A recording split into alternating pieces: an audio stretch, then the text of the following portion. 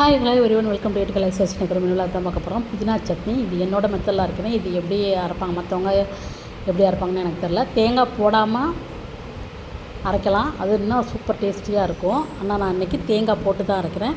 நிறைய பேர் தேங்காய் போட்டு தான் அரைச்சி நான் பார்த்துருக்கேன். நான் ஆனால் தேங்காய் போடாமல் தான் இருப்பேன். நிறைய புதினா போட்டு கொஞ்சம் கொத்தமல்லி கொஞ்சம் கருவேப்பிலை எல்லாம் போட்டு அரைப்பேன்.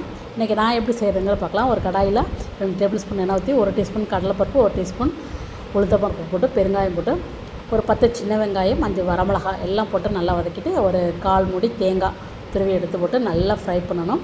அதுக்கப்புறமா கொஞ்சம் கருவேப்பிலை கொஞ்சம் கொத்தமல்லி போட்டு அதையும் நல்லா ஃப்ரை பண்ணணும், வதக்கணும். நல்லா வதக்கிட்டு அது கூடவே ஒரு கைப்பிடி அளவு நிறையவே, ஒரு கைப்பிடிக்கு அதிகமாக தான் இருக்குது புதினா போட்டு நல்லா ஃப்ரை பண்ணணும். கூடவே இந்த சட்னிக்கு தேவையான அளவு உப்பு, ஒரு விரல் நீளத்துக்கு புளி சேர்த்துருக்கேன். புளியும் சேர்ப்பாங்களா என்னன்னு எனக்கு தெரியாது, ஆனால் புளி சேர்த்துருக்கேன் நான்.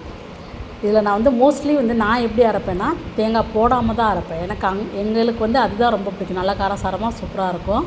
நிறைய புதினா போடுவேன். 2-3 கைப்பிடி கூட புதினா போட்டு வரமிளகா போட்டு புளி போட்டு அப்படியே வதக்கிட்டு தேங்காய் போடாமல் அரைப்போம். இன்றைக்கி தேங்காய் போட்டு அரைச்சிருக்கேன். அதுவும் நல்ல டேஸ்டியாக சூப்பராக இருந்தது. வித்தியாசமான டேஸ்ட். ஹோட்டல்லலாம் இப்படி தான் அரைப்பாங்களா என்னன்னு எனக்கு தெரியலை. ஹோட்டல் டேஸ்ட்டும் இருந்தது, சூப்பராக இருந்தது.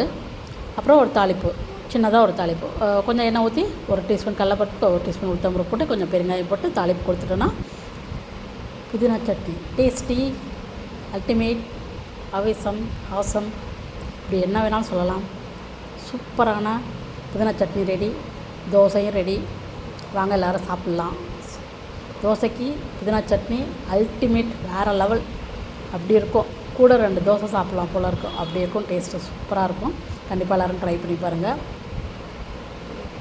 தோசை புதினா சட்னி ரெடி. நாளைக்கு ஒரு நியூ விளக்கில் பார்க்கலாம். பாய்.